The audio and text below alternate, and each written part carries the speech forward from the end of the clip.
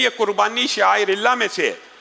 اس طرح کے جملے بھی نہیں کہنا چاہیے کہ بھینس کی قربانی کا کٹا عید سے پہلے کھول دو. اس طرح کے جملے آپ نے سوشل میڈیا پہ سنے ہوں گے. تو یہ جو بڑا اختلافی مسئلہ سمجھا جاتا ہے، ایک بات پہلے سمجھنے کی ضرورت ہے، یہ اہل حدیث اور فقہ حنفی کے درمیان اختلافی نہیں ہے.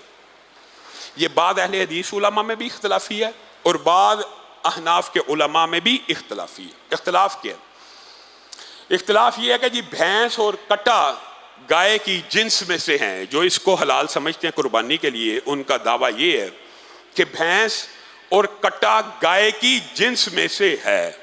یہ دلیل دینا ان کے اوپر واجب ہے. وجہ کیونکہ قربانی کے لیے اللہ رب العزت نے 4 جوڑوں کو حلال کیا قربانی کے لیے. یہاں ایک بات سمجھنے کی ضرورت ہے. بعض لوگ یہ سمجھتے ہیں کہ سارے حلال جانوروں کی قربانی ہے. ہرگز نہیں. حلال جانوروں میں سے 4 جوڑوں کی قربانی ہے. من الابل اثنین، اونٹ میں سے، بکر اثنین، گائے میں سے یعنی نر مادہ، اونٹ اونٹنی، بکرا بکری، چھترا اور چھتری، اور دمبا رسول اللہ کی حدیث کے مطابق. ان 4 جوڑوں کے بعد دمبا جو ہے وہ رسول اللہ کی حدیث کے مطابق ہے.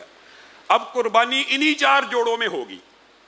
اب انہی اگر 4 جوڑوں میں ہوگی تو کوئی بھینس کی قربانی کرے گا تو آپ اس کو کہیں گے بھائی بھینس تو گائے نہیں ہے. وہ لا محالہ آپ کو جواب دے گا بھائی یہ گائے کی جنس ہے، تب ہی قربانی ہوگی. دلیل سمجھ گئے؟ اگر بھینس گائے کی جنس ہے تو ہی قربانی ہے، اگر گائے کی جنس نہیں ہے تو قربانی نہیں ہے. یہاں پہ ایک مسئلہ سمجھ لیجئے. سائنٹیفکلی، عقلی اور منطقی طور کے اوپر کسی جانور کی دوسرے جانور سے شکل ملنا یا صرف نام ملنا اس کو اس جانور کی جنس میں شامل نہیں کرتا. بھینس جی گائے کی جنس میں سے ہے. دلیل کیا؟ اس دور میں نہیں تھی عرب میں، لیکن اس کی شکل و شباہت گائے سے ملتی ہے تو اس لیے یہ اس کے ساتھ ہے. اس کے اوپر زکوٰۃ کا وہ حکم لگتا ہے جو گائے کے اوپر لگتا ہے، اس لیے وہ اس کی جنس میں سے ہے. یہ 2 دلیلیں ہیں جو دونوں دلیلیں اگرچہ علماء کی ہیں لیکن دوسرے علماء کے موقف کے مطابق یہ دلیلیں باطل ہیں. گائے اور بھینس کی جنس سائنٹیفکلی کروموزومز کے اعتبار سے بھی فرق ہے اور عقلی اور منطقی اور ظاہری طور پہ بھی فرق ہے. گائے کا بچہ 9 ماہ میں جنم دیتا ہے، بھینس کا بچہ 10-11 ماہ میں جنم دیتا ہے. بھینس کے سینگ بل کھاتے ہوتے ہیں. کبھی آپ نے گائے کے سینگ بل کھاتے ہوئے نہیں دیکھے ہوں گے. بھینس کیچڑ پسند، پانی پسند جانور ہے.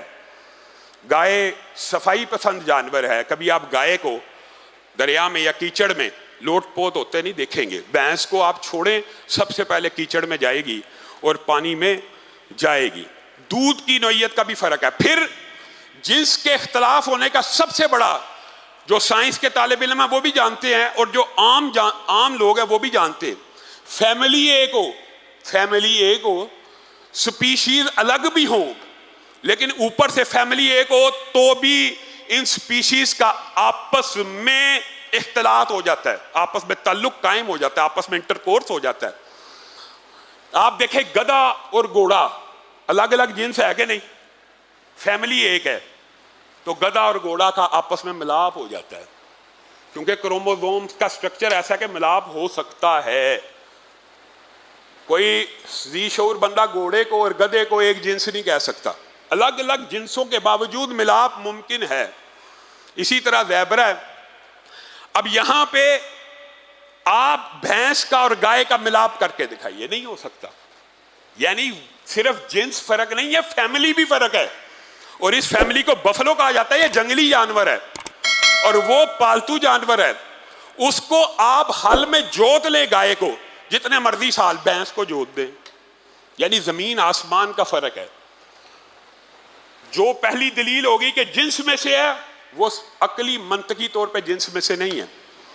پھر دوسری بات نام کا. جی بعض لوگوں نے اس کو نام سے کہا ہے کہ یہ بھی نوم من البقر ہے. اب آپ ایمانداری سے بتلائیے گا، زیبرا اس کو کیا کہتے ہیں عربی میں؟ حمار وحشی. حمار کیا نام ہے؟ حمار. کیا نام حمار ہونے سے زیبرا حرام ہو جائے گا؟ گھریلو گدھا تو حرام ہے اور زیبرہ حلال ہے، صرف نام ہونے سے بھی، اول تو یہ دلیل ویسے ہی کمزور ہے، لیکن اگر کسی نے کہہ بھی دیا ہے تو ہم نام ہونے سے بھی چیزوں کی حلت اور حرمت اور قربانی میں داخل نہیں ہو سکتی۔ لیکن بات وہی ہے، چونکہ علماء کا اختلاف ہے تو اگر کوئی ایک موقف کو اختیار کرے اس کے لیے سختی نہیں ہونی چاہیے، کوئی دوسرے کو اختیار کرے اس کے لیے سختی نہیں ہونی چاہیے۔ لیکن پھر جو یہ آخری دلیل وہ یہ دیتے ہیں، تین ہی دلیلیں ہیں۔ تیسری دلیل کہ بھینس کے اوپر احکامات لگتے ہیں گائے کے زکوٰۃ والے۔ یہاں پہ یاد رکھیے احتیاط کا ایک کلیہ ہوتا ہے، فقہی کلیہ، فقہی۔ بھینس کے اندر زکوٰۃ دینے میں احتیاط ہے کہ گائے کے اوپر قیاس کیا جائے اور اس کے مطابق زکوٰۃ دی جائے، اور قربانی کے اندر احتیاط یہ ہے کہ وہ نہ کی جائے۔ احتیاط کے بھی دو فقہی قاعدے ہوتے ہیں۔